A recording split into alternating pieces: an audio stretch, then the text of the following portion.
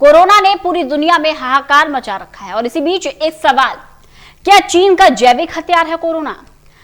America के पास एक secret दस्तावेज है जिसमें यह दावा किया जा रहा है कि चीन ने महाशक्ति बनने के लिए कोरोना को एक जैविक हथियार के रूप में इस्तेमाल किया है।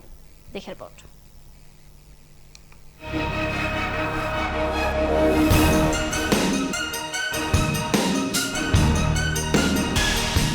कोरोना वायरस को लेकर चीन बार बार विश्व के सामने सफाई दे रहा है कि ये उसके लैब में नहीं तैयार किया गया है।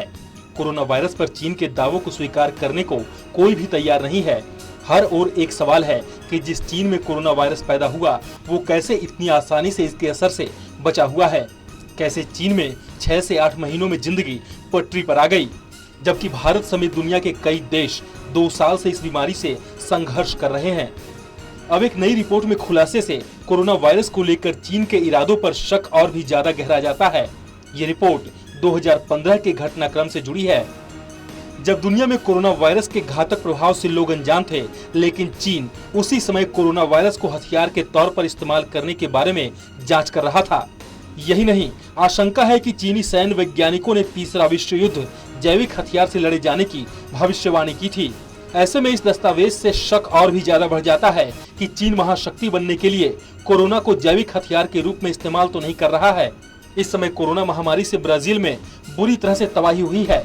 एक सेमिनार में ब्राजील के राष्ट्रपति भी कह चुके हैं कि कोरोना एक बीमारी नहीं बल्कि एक जैविक हथियार है।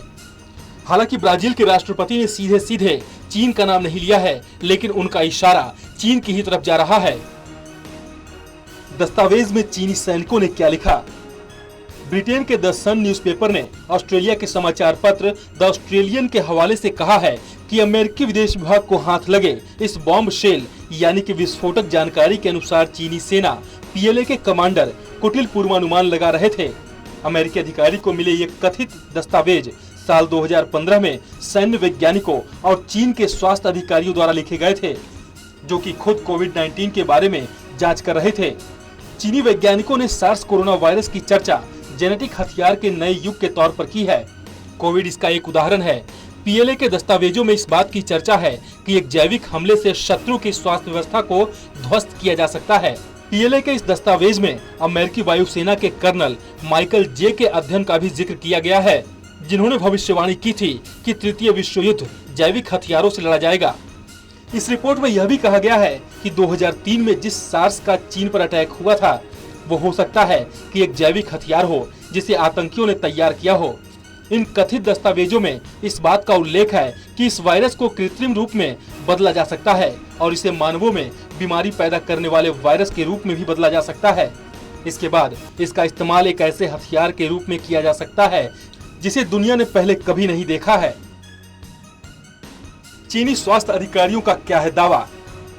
इस दस्तावेज में चीन के टॉप स्वास्थ्य अधिकारियों का लेख है। आपको बता दें कि कोविड-19 के पहले केस का पता साल 2019 में चला था। इसके बाद इस बीमारी ने वैश्विक महामारी की शक्ल ले ली। इस खुलासे के बाद ऑस्ट्रेलियाई राजनेता जेम्स पेटरसन ने कहा है कि इन दस्तावेजों ने कोविड-19 की उत्पत्ति के बारे में चीन की पारदर्शिता को लेकर संदेह और चिंता पैदा कर दी है।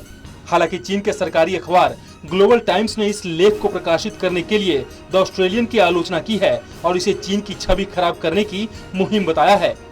Special desk, total news.